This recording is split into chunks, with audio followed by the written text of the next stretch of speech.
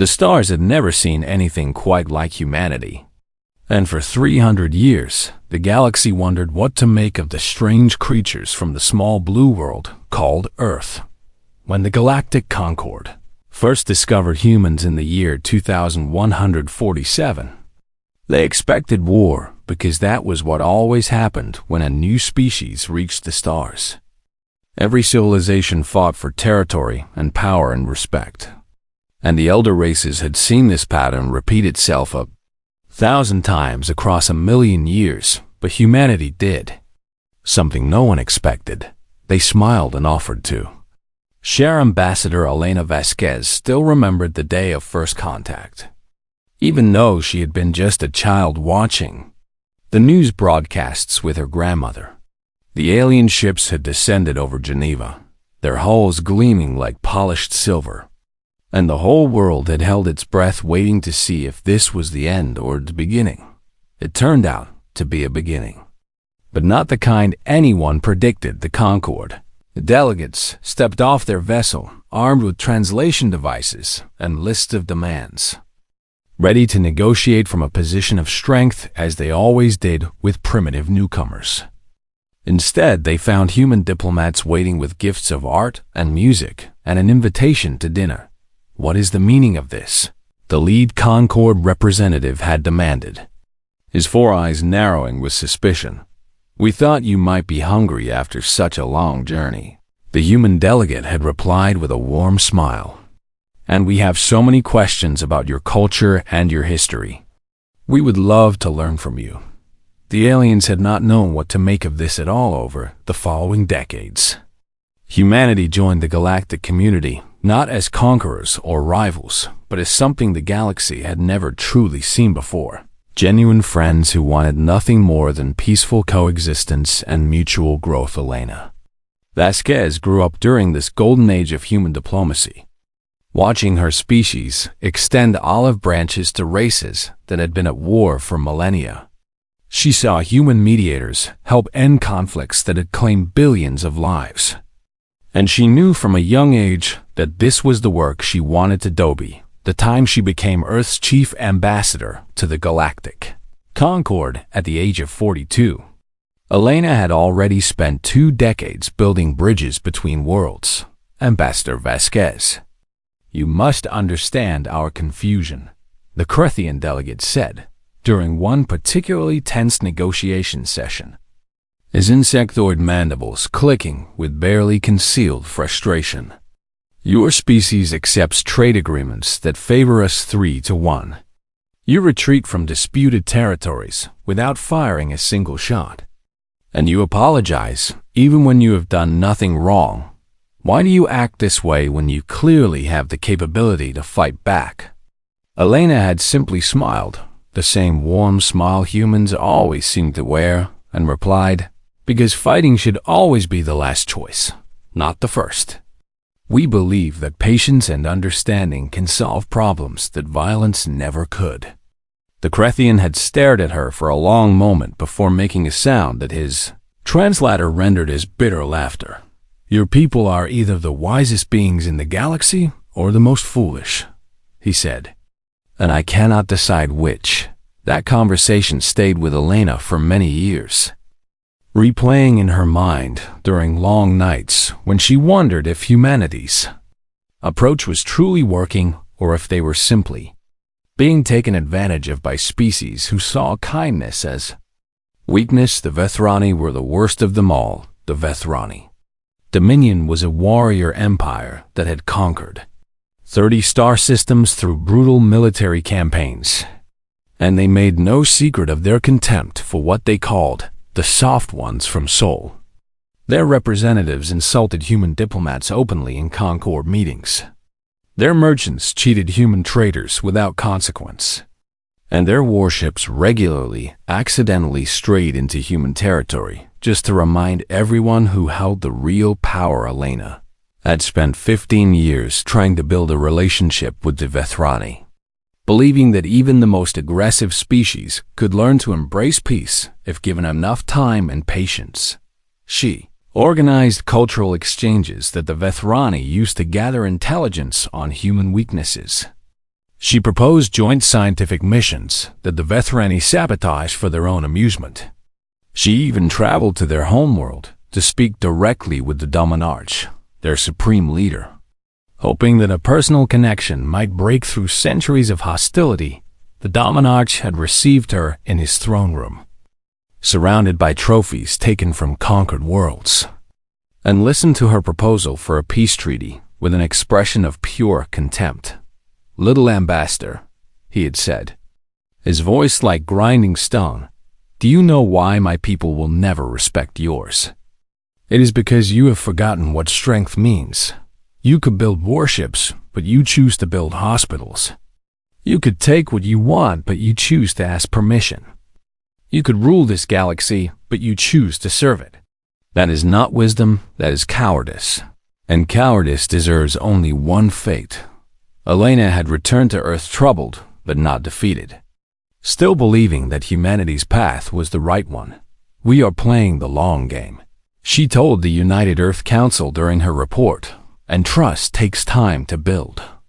The Vethrani may mock us now, but someday they will see that our way leads to prosperity while their way leads only to endless war." The council members had nodded in agreement, and humanity continued its policy of peaceful engagement with a galaxy that increasingly saw them as easy targets behind closed doors. The elder races called humans the soft ones and laughed at their endless patience. They took advantage of human generosity, knowing that Earth would never retaliate no matter how badly they were treated. And on the Vethrani homeworld, the Dominarch looked at star charts showing human colony worlds undefended, prosperous, full of soft creatures who had forgotten how to fight and began to plan something terrible, something that would teach the galaxy exactly what the soft ones from Sol were truly made of. Though not in the way the Dominarch expected, for humanity had not forgotten how to fight at all. They had simply chosen not to, and there is a vast difference between those two things that the Vethrani were about to learn in the most painful way possible. But that lesson was still to come. And for now, Elena Vasquez continued her work of building bridges, never knowing that a storm was gathering on the horizon that would change everything humanity had worked for across 3 centuries of peace. The year was 2447. And the colony world of New Harmony was celebrating its annual harvest festival. 12 million souls laughing and dancing under alien stars, completely unaware that Vethrani warships were already moving through the darkness toward them. Everything was about to change forever.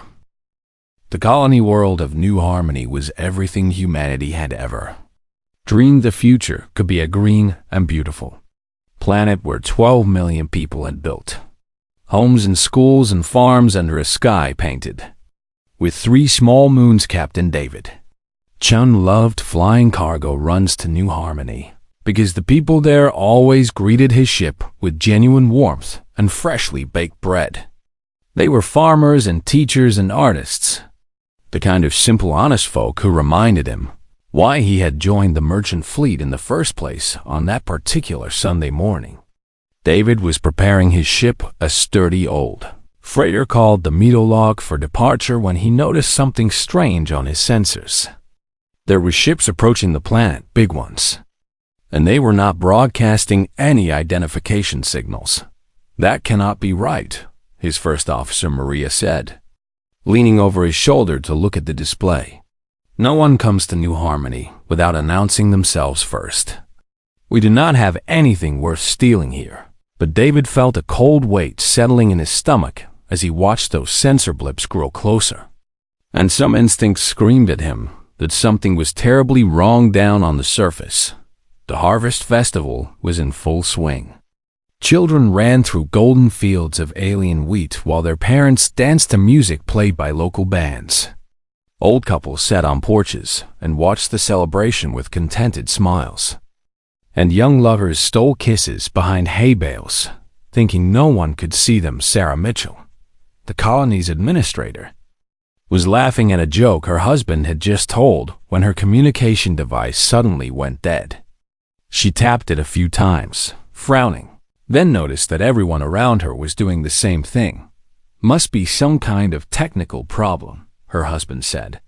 But Sarah saw something in the sky that made her blood turn to. Ice ships were descending through the clouds. Massive warships covered in spikes and weapons, their hulls painted in the red and black colors of the Vethrani Dominion. "Everyone get to the shelters," Sarah screamed. But even as the words left her mouth, she knew it was already too late. First orbital bombardment struck the capital city with a sound like the world ending. Buildings that had taken years to construct vanished in seconds, replaced by craters of molten glass and ash. The shock wave knocked Sarah off her feet, and she could hear screaming everywhere. Screaming that seemed to come from the very air itself up in orbit. David Chun watched in horror as the Vethrani fleet systematically destroyed everything the colony had built. "We have to help them," Maria shouted, tears streaming down her face. "We have to do something." "Our ship has no weapons," David replied, his voice hollow with shock. "If we go down there, they will kill us too." But then his sensors detected something that changed everything. Escape pods were launching from the surface. Dozens of them, each one filled with people fleeing the slaughter. The Vethrani ships were hunting them down one by one, picking them off like a cruel child burning ants with a magnifying glass. David made his decision in that instant. "Maria, calculate a course to those escape pods. We are going to save as many as we can." The Meadowlark dove toward the planet, dodging Vethrani patrols and weapon fire, while David pushed his engines harder than they had ever been pushed before. Warning alarms screamed at him that the ship was overheating, but he did not care because those were human beings down there and someone had to help them. They managed to retrieve 847 survivors before the Vethrani finally noticed them. A warship broke off from the massacre and began pursuing the Meadowlark, its weapons charging for a killing blow.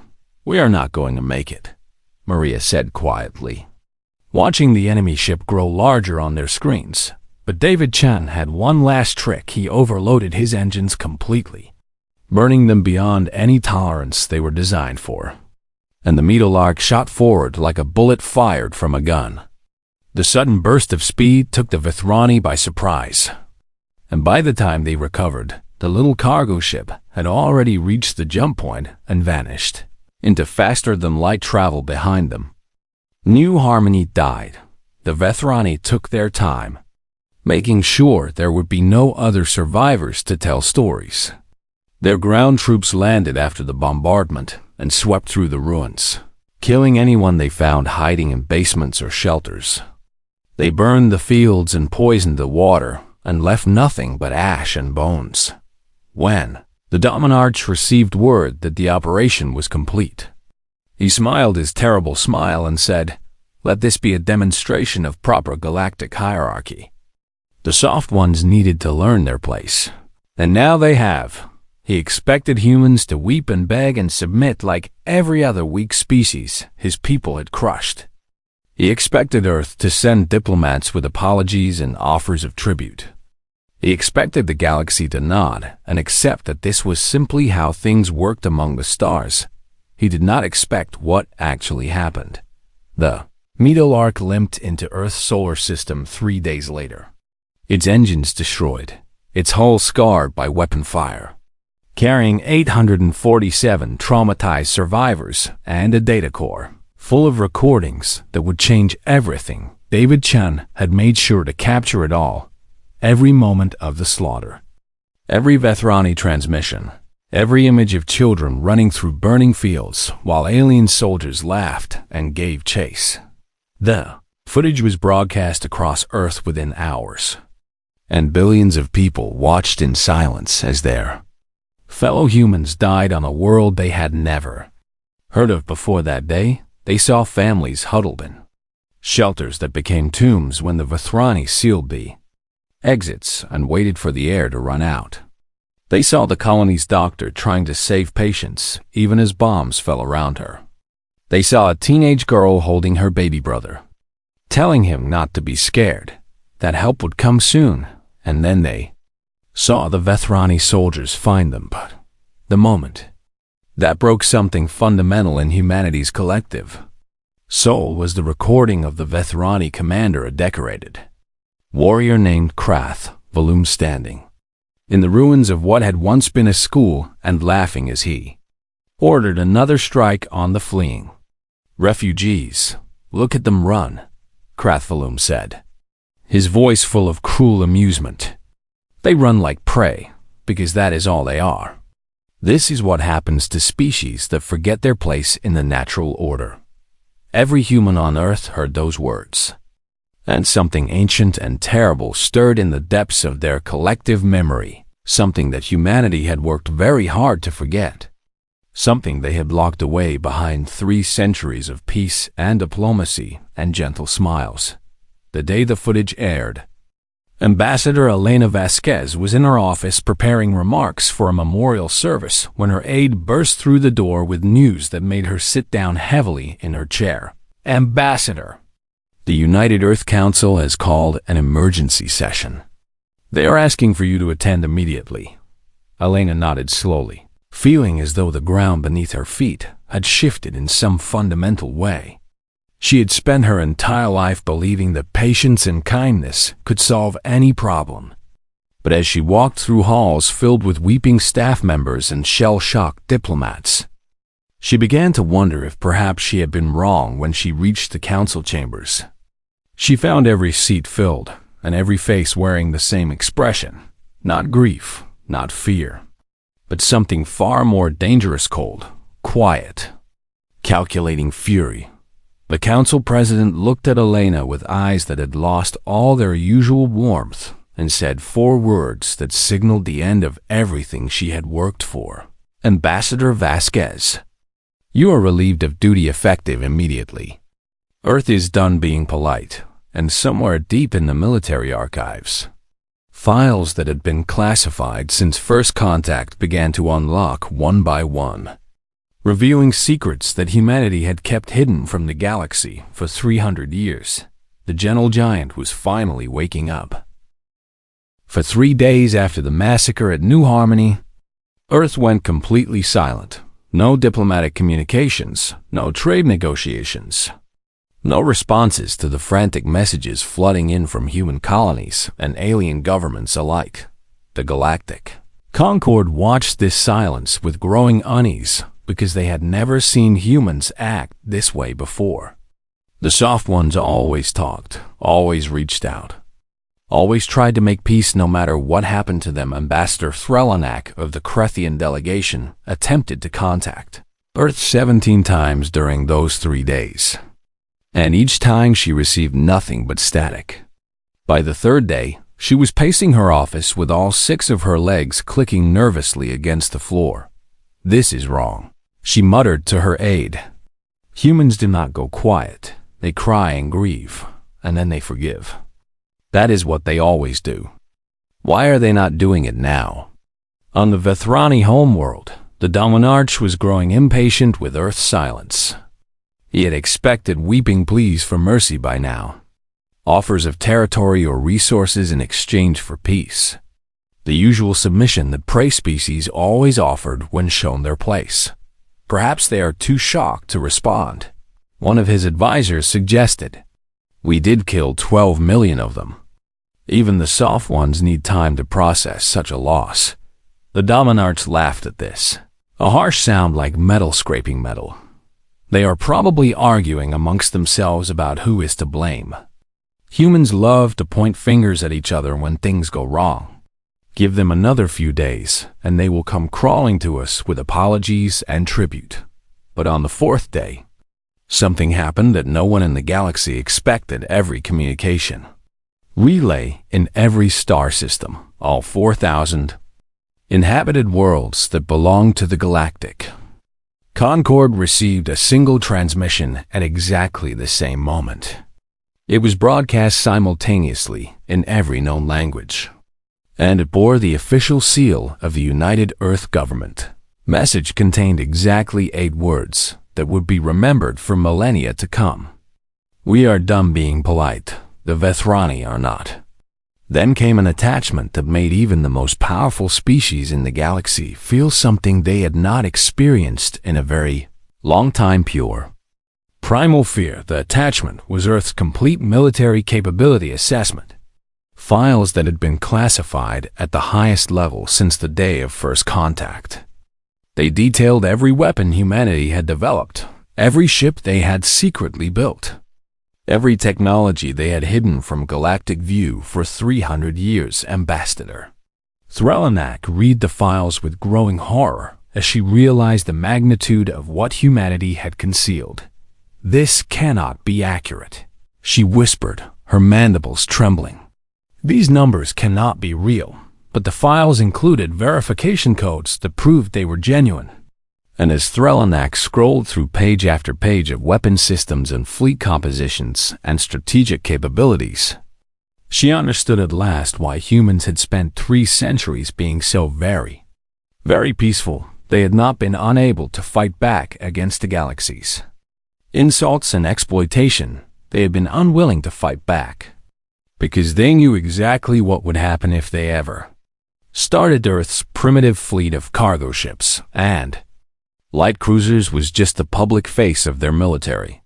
Hidden in deep space installations and hollowed-out asteroids were warships that made the Vethrani's proudest vessels look like children's toys. Their weapons technology was not outdated at all. Humans had developed armaments that could crack planets and weapons that could tear holes in the fabric of space itself. They had designed autonomous war machines that made the galaxy's most advanced combat drones seem like wind-up toys, and their soldiers, the troops that every other species dismissed as soft and untrained, had been quietly practicing the arts of war in secret installations, scattered throughout the solar system, maintaining skills that humanity had hoped they would never need to use again. The elder races of the Galactic Concord gathered in emergency session, their usual arrogance replaced by something much closer to panic.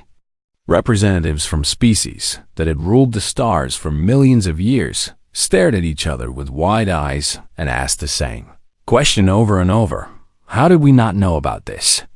How could they have hidden this from us for so long? The answer came from a very old Nexian diplomat who had been studying humans since first contact, a scholar who had always suspected there was more to the soft ones than met the eye. "We did not know because we never thought to look," she said, a voice heavy with the weight of understanding that had come too late. "We saw what we expected to see, a weak young species that needed guidance and protection. We never considered that they might be hiding their true nature because they were ashamed of it." "Ashamed of what?" the Krethian ambassador demanded. The old Nexian pulled up historical records from Earth's past. Images and data that most galactic species had dismissed as irrelevant because they came from before humans achieved spaceflight. "Look at their history," she said. "Before they reached the stars, humans spent thousands of years doing nothing but fighting each other. They developed weapons capable of destroying their entire planet, and they used some of them. They committed atrocities against their own kind that would make the Vethrani seem gentle by comparison." The gathered ambassadors watched footage of human wars with growing disbelief. Trenches filled with poison gas, cities reduced to radioactive ash, systematic campaigns of extinction against their own subspecies. When humanity finally achieved unity and reached for the stars, they made a collective decision, the old Nexian continued. They decided to leave all of that behind, to become something better than what they had been. Their patience was not weakness. Their kindness was not softness. It was the deliberate choice of a species that knew exactly what they were capable of and desperately wanted to be anything else. The chamber fell silent as the implications sank in. "So what you are saying," Ambassador Threlanak said slowly, "is that for 300 years, we have been mocking and exploiting and insulting a species that could have destroyed us all at any time, and they let us do it because they were trying to be better than their own nature?" The old Nexian nodded gravely, And now the Vethrani have killed 12 million of their children. And humanity has remembered what it truly is on the Vethrani homeworld.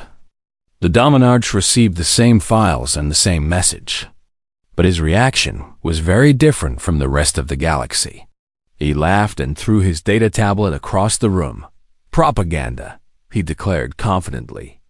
"This is nothing but a bluff designed to frighten us into backing down. Humans are soft, everyone knows this. They could not have hidden such capabilities from us for 3 centuries. His military advisors exchanged nervous glances, but said nothing. They had learned long ago that disagreeing with the Dominarch was dangerous. "We will ignore this pathetic attempt at intimidation," the Dominarch continued. "When humans see that their bluff has failed, they will have no choice but to accept their place beneath our boots. Send a message to their government demanding their unconditional surrender.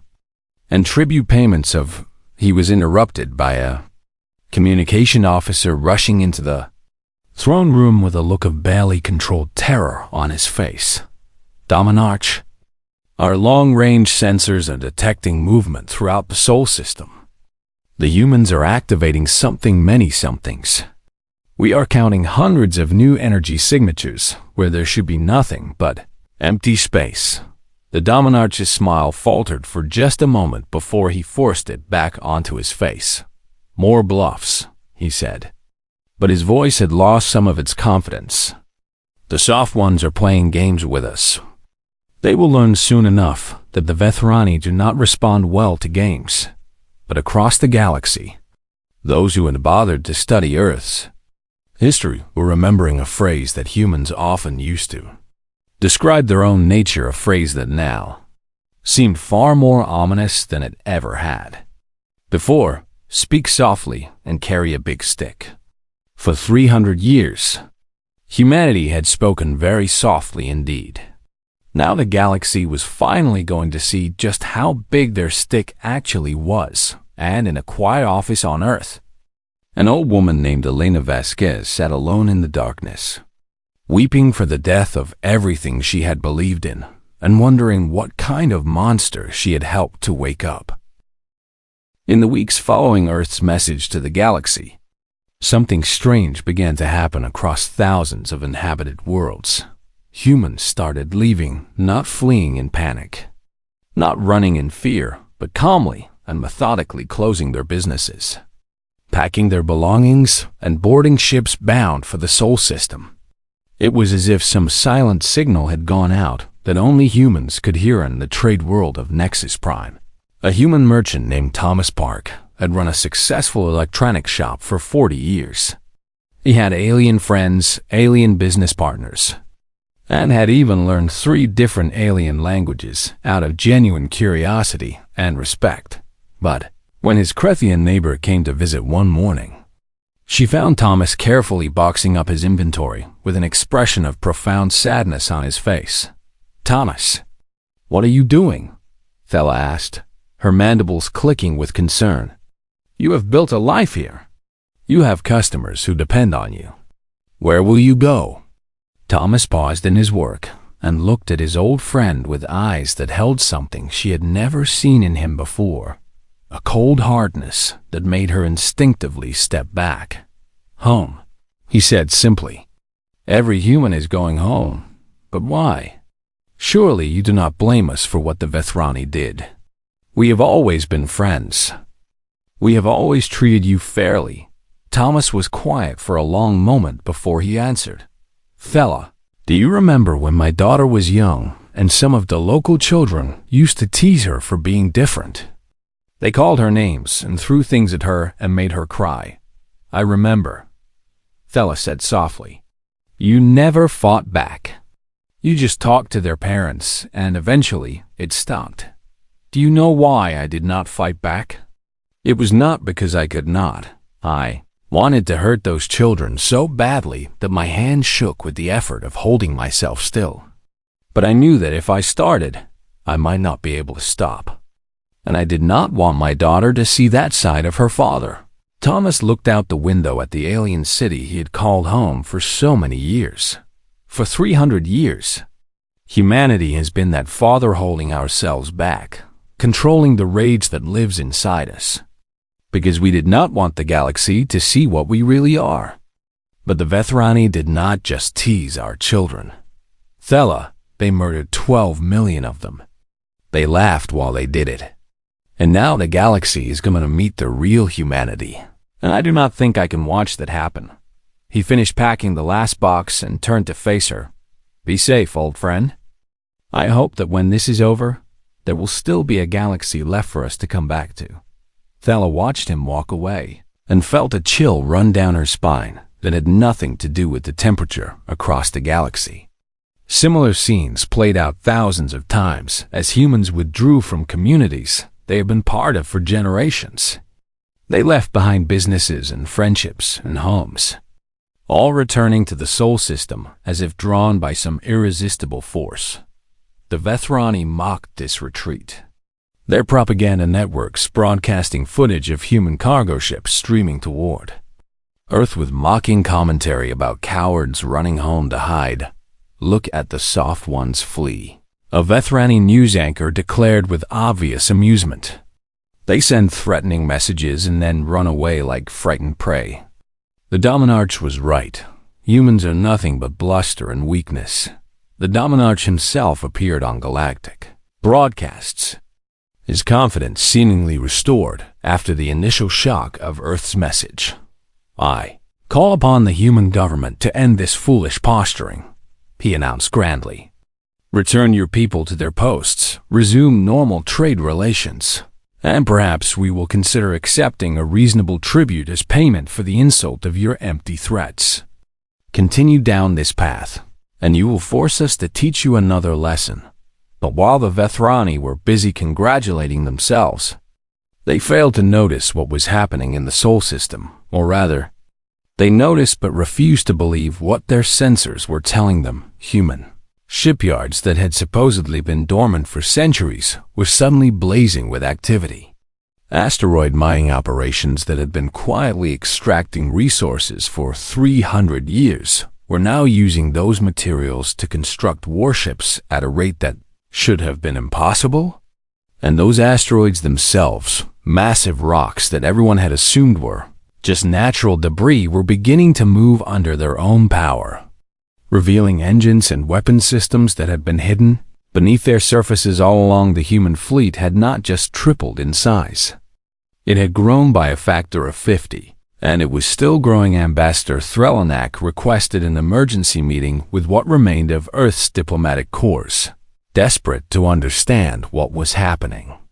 To her surprise, the request was granted, and she was told that Ambassador Elena Vasquez herself would deliver humanity's final message to the Galactic Concord. The assembly hall was packed when Elena walked in, and Threlanak barely recognized the woman she had worked with for decades. Elena's warm smile was gone, replaced by an expression of weary resignation that made her look far older than her 94 years. Ambassador Vasquez, the Concord president, began. We have called this meeting to... I know why you called this meeting, Elena interrupted, her voice flat and tired. You want to know if there is any way to stop what is coming. You want to know if humanity can be talked down from the ledge we are standing on. You want to know if your worlds are safe. She paused and looked around the chamber at representatives from 100 different species, many of whom had spent decades taking advantage of human kindness. For 300 years, we chose diplomacy. We chose patience. We chose to believe that the galaxy would eventually grow past its violence, just as we were trying to grow past ours. We absorbed your insults without complaint. We accepted your unfair treaties because we thought fairness would come in time. We retreated from disputed territories because we believed that land was less important than lives. Her voice grew harder as she continued.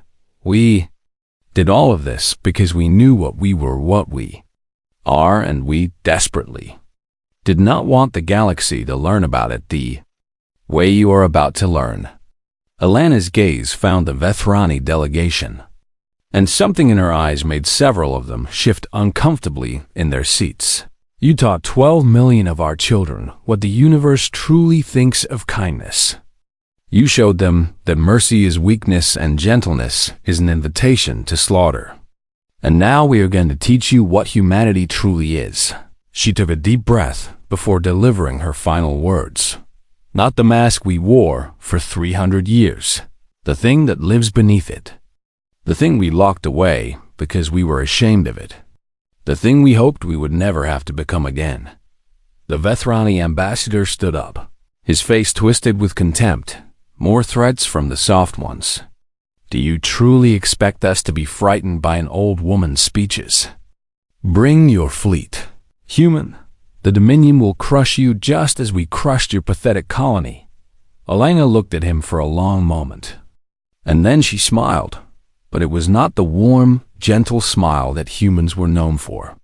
It was something else entirely, something that made the Vethrani ambassador take an involuntary step backward. We were hoping you would say that, she said softly. We really were. Then she turned and walked out of the chamber, leaving behind a silence so profound that it seemed to echo that night. The human fleet began its journey toward Vethrani Space 500. Warships armed with weapons that the galaxy had never seen. Crewed by soldiers who had been trained for exactly this moment. Led by admirals who had studied war as others might study poetry. And at the front of the fleet, painted on the hull of the flagship in letters 300 meters tall, was a single phrase that would become infamous throughout the galaxy. Remember New Harmony. The storm that had been building for 3 centuries was finally about to break. And the Vethrani were directly in its path. The Dominant watched the human fleet approach on his tactical displays and felt, for the first time in his long life, a small cold seed of doubt taking root in his chest. But it was far too late for doubt. Now, it was far too late for anything except war. The war lasted 11 days. And in that time, the galaxy learned more about humanity than it had in 300 years of peaceful coexistence. The Vethrani had been confident in their military superiority. After all, they were a warrior race that had conquered 30 star systems through brutal campaigns, and their fleet outnumbered the humans 8-1. Surely the soft ones would crumble at the first sign of real combat. They were wrong. The first battle took place in the Kaura system, where the Vethrani had assembled their largest defensive fleet to stop the human advance.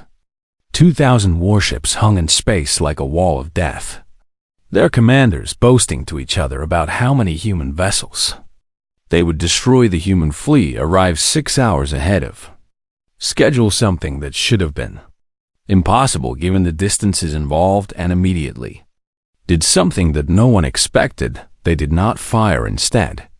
The human ship split into dozens of smaller groups that began weaving through the Vethrani formation in patterns that seemed almost random. The Vethrani commanders laughed at this apparent confusion and opened fire with everything they had there. Weapons hit nothing but empty space. The humans were not fighting the way anyone else in the galaxy fought. They were using tactics that seemed to anticipate every Vethrani move before it happened, slipping between enemy ships like water flowing around stones. Their weapons were precise beyond anything the galaxy had ever seen, striking critical systems while leaving the crews alive within 3 hours. The entire Vethrani defense fleet was disabled, not destroyed, but completely unable to fight. Their engines were gone. Their weapons were slag. Their communications were dead. 2,000 warships drifted helplessly in space while the human fleet continued on its way without a single casualty. Dominarch received this news with disbelief. That quickly turned to rage. Send more ships, he commanded. Send everything we have. No species defeats the Vethrani Dominion. Over the next 10 days, the Vethrani threw everything they had at the human advance, and every single time the result was the same. The humans did not fight like warriors seeking glory. They fought like surgeons removing a tumor. With cold precision and absolutely no wasted effort, battle after battle ended with Vethrani fleets disabled but not destroyed. Their crews left alive to watch helplessly as the human ships passed them by. It was almost insulting how easily the soft ones were dismantling the most feared military in the galaxy. And then came the final day the human fleet arrived at the Vethrani homeworld, just as their sun was rising over the capital city. And for the first time since the war began, they stopped moving. 500 warships hung in orbit like a crown of death.